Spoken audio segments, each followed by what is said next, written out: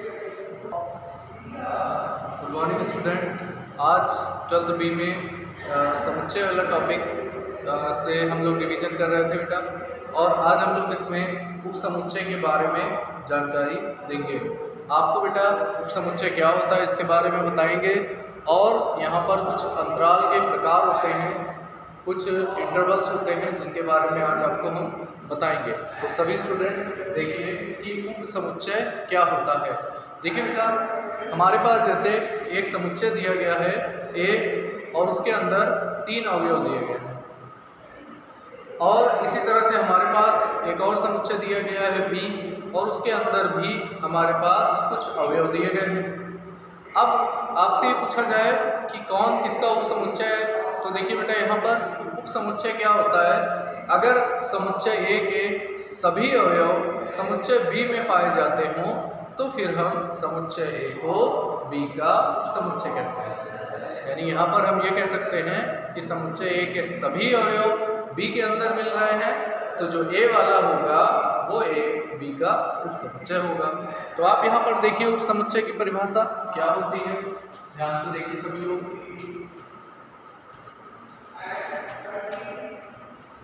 यदि दो समुच्चय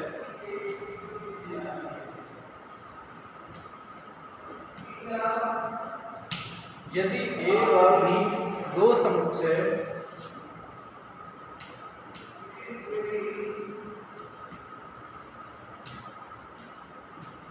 इस प्रकार है कि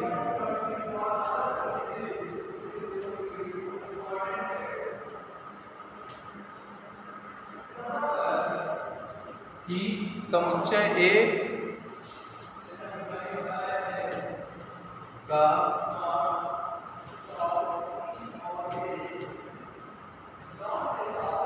प्रत्येक अवयव, यदि ए और बी दो समुच्चय इस प्रकार है कि समुच्चय ए का प्रत्येक अवयव बी में हो,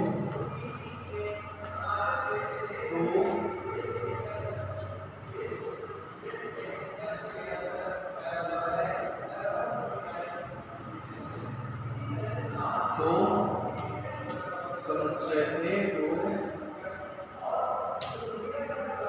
बी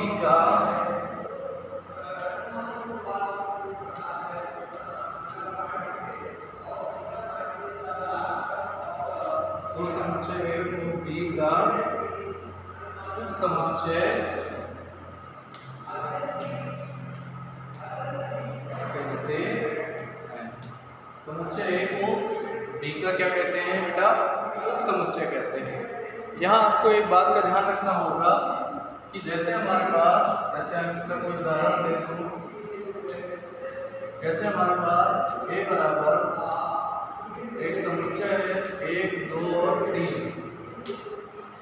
ये हमारे पास एक समुच्चय है ए बराबर 1, 2 और 3, और बेटा हमारे पास बी बराबर एक और समुच्चय है 1, 2, 3, 4 और 5। तो आप लोग जरा ध्यान से देखिए, यहाँ पर समुच्चय ए के 1, 2, 3 जो 3 अवयव हैं वो समुच्चय बी के अंदर भी पाए जाते हैं बेटा। तो ऐसी कंडीशन में ए को बी का उप समुच्चय कहा जाता है। तो यहाँ पर ये उप समुच्चय की परिभाषा होती है। अब देखिए,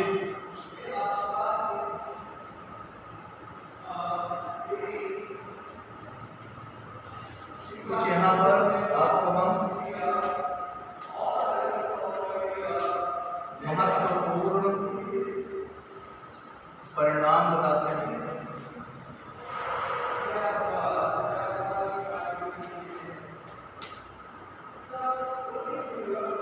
महत्वपूर्ण परिणाम का मतलब क्या होता है बच्चों, यहाँ पर उप समुच्चय से संबंधित कुछ रिजल्ट्स निकाले गए हैं जो आपको ध्यान रखना चाहिए। जैसे पहला बेटा ये है कि हर एक समुच्चय अपने आप का यानी खुद का उप समुच्चय होता है। जैसे अगर हम ए एक समुच्चय ले लें तो वो ए जो है बेटा वो ए का उप समुच्चय होगा। यानी पहला परिणाम ये है कि ए जो है वो स्वयं का उपसमुच्चय होगा। दूसरा परिणाम फाई जो होता है, फाई का मतलब रिक्त समुच्चय, वो बेटा किसी भी सेट का उपसमुच्चय होता है। यानी जो रिक्त समुच्चय होता है वो हर किसी समुच्चय का उपसमुच्चय हो सकता है। यहाँ पर ये दूसरी इंपॉर्टेंट चीज है।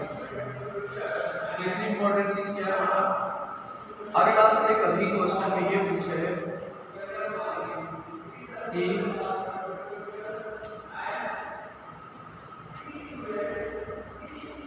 उपसमुच्चयों की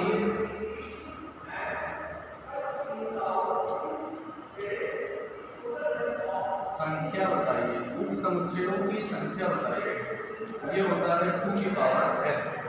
अगर आपको एक समुच्चय दिया गया है बेटा, जैसे यही हमारे पास एक समुच्चय है, 1 2 3 इसके अंदर अवयव है, आपसे पूछा जा रहा है कि बताइए इसके कितने उपसमुच्चय बन सकते हैं। तो उपसमुच्चय की संख्या के लिए आपको सूत्र लगाना होगा 2 की पावर n। यहाँ n क्या होता है, जिस समुच्चय का आपको उपसमुच्चय की संख्या बतानी हो उसमें कितने अवयव हैं। जैसे आपको ये समुच्चय दिया गया है, इसमें 3 अवयव हैं। अब आपसे पूछा जाएगा कि बताओ इसके कितने उपसमुच्चय बन जाएंगे। तो बच्चों इसके उपसमुच्चय बनेंगे 2 की पावर 3, यानी 2 की पावर 3 8 उपसमुच्चय बन जाएंगे। तो ये बेटा यहाँ पर उपसमुच्चय से संबंधित कुछ रिजल्ट्स हैं। इसके आगे आप लोग अब देखेंगे बेटा अंतराल। देखिए स्टूडेंट, अब आपको हम बताएंगे अंतराल क्या होते हैं और ये कितने प्रकार के होते हैं। देखिए स्टूडेंट, जब आपके पास कोई ऐसा समुच्चय दिया जाए जिसमें बहुत सारे अवयव लिखे जाते हों तो उसको संक्षिप्त रूप में यानी छोटा करके लिखने को अंतराल कहते हैं। समुच्चय में अगर बहुत सारे अवयव दिए जाएंगे और उसमें आपको ये भी पता हो कि इसका प्रारंभिक अवयव कौन सा है, इसका आखिरी अवयव कौन सा है, तो आप इसको छोटा करके संक्षिप्त करके शॉर्ट फॉर्म में अंतराल के रूप में आप इसको लिख सकते हैं। और इसका यहाँ पर बेटा संबंध एवं फलन में और समुच्चय वाले टॉपिक में और आगे के कई टॉपिक में इसका इस्तेमाल, इसका यूज किया जाएगा, इसलिए आप लोग देखिए। सबसे पहला प्रकार होता है जिसे हम बोलते हैं बंद अंतराल।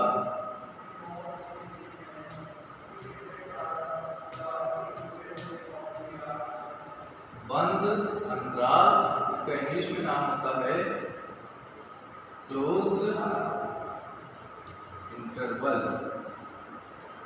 पहला प्रकार होता है बेटा बंद अंतराल और इसका नाम होता है क्लोज्ड इंटरवल। देखिए क्लोज्ड इंटरवल कैसे लिखा जाता है। क्लोज्ड इंटरवल के लिए बेटा ये सिंबल का यूज किया जाता है।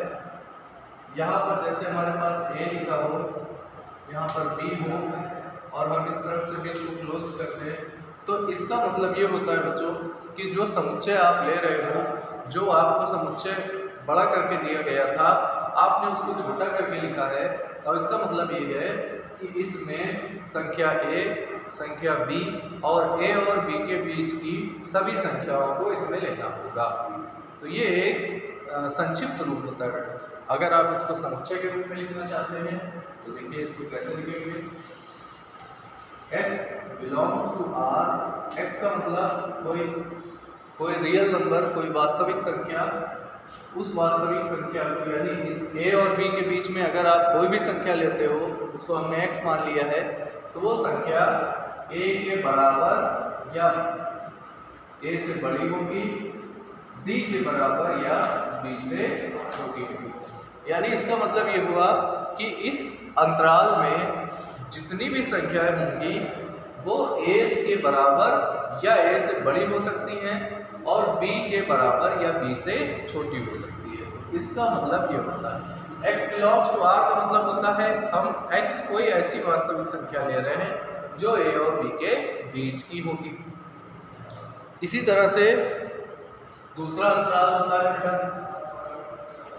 इसका नाम होता है खुला अंतराल। अगले अंतराल का नाम है खुला अंतराल। इसको कहते हैं बेटा open interval.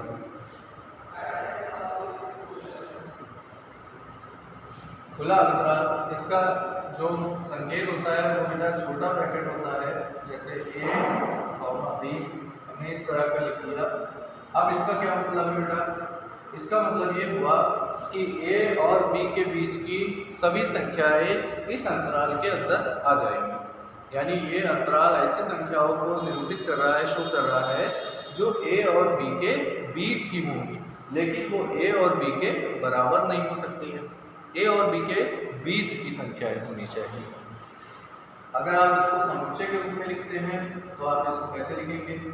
x belongs to R such that x की वैल्यू a से बड़ी और b से छोटी होती है। ये हमको बताता है ओपन इंटरवल यानी खुला अंतराल। इसके बाद बच्चों दो अंतराल और आते हैं, जैसे तीसरा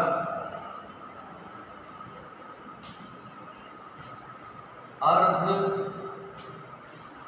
बंद अंतराल। इसका इंग्लिश में नाम होता है बेटा सेमी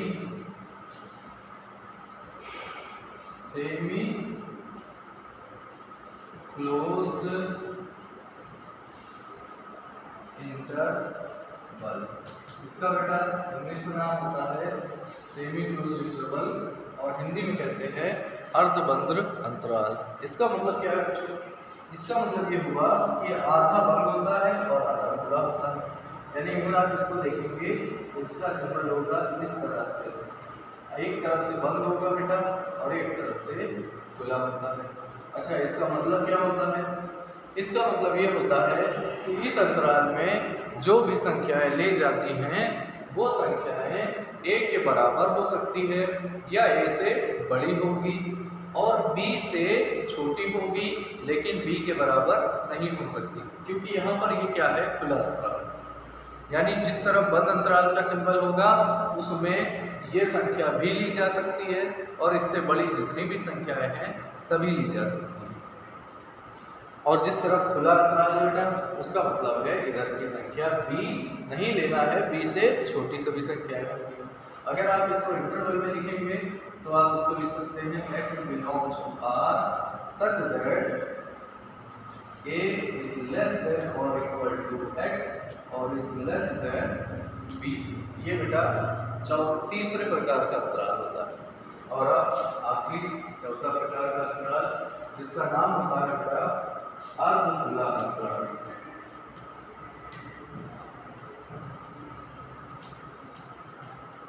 इसका नाम होता है अर्धखुला अंतराल। इंग्लिश में इसका नाम होता है बेटा सेमी ओपन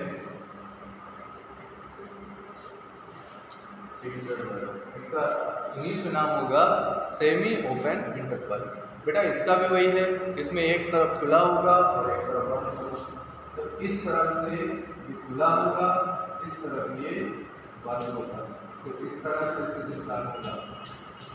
अब आप देखेंगे यहाँ पर इसका मतलब क्या है? इसका मतलब ये होता है बेटा कि यहाँ पर आप जो भी संख्याएं लेंगे बच्चों उसमें संख्या a इस अंतराल के बीच में जो भी संख्या होती है उसका मान a के बराबर नहीं हो सकता, a से बड़ा होगा लेकिन b के बराबर होगा या b से छोटा हो सकता है। तो इसको हम अगर समुच्चय के रूप में दर्शाना चाहते हैं तो कैसे दर्शाएंगे? x belongs to R such that, उसके बाद बेटा यहाँ पर x का जो मान होगा वो a से बड़ा होगा और b के बराबर या b से छोटा होगा। तो ये यहाँ पर चार तरह के अंतराल होते हैं। ये चारों अंतराल आपको अच्छी तरह से पढ़ने होंगे, इससे संबंधित जो प्रश्न होंगे आपको उसको भी हल करने होंगे बेटा, प्रैक्टिस करनी होगी। इसके बाद हम लोग अब नेक्स्ट वीडियो में नेक्स्ट टॉपिक रिवीजन करेंगे। Thank you dear student. और आप सभी लोग अपना अपना होमवर्क, मैथ फर्स्ट का भी होमवर्क रोज़ रेगुलर भेजा करें, जिससे कि आपको इंटरनल मार्क्स के 1 मार्क्स डेली के आपको दिए जा सकें। तो स्टूडेंट मैथ फर्स्ट का भी होमवर्क डेली आप लोग भेजा करें ग्रुप में, जिससे कि आपकी अटेंडेंस भी मैथ फर्स्ट के लिए भी अटेंडेंस आपकी लगाई जा सके। Thank you dear student.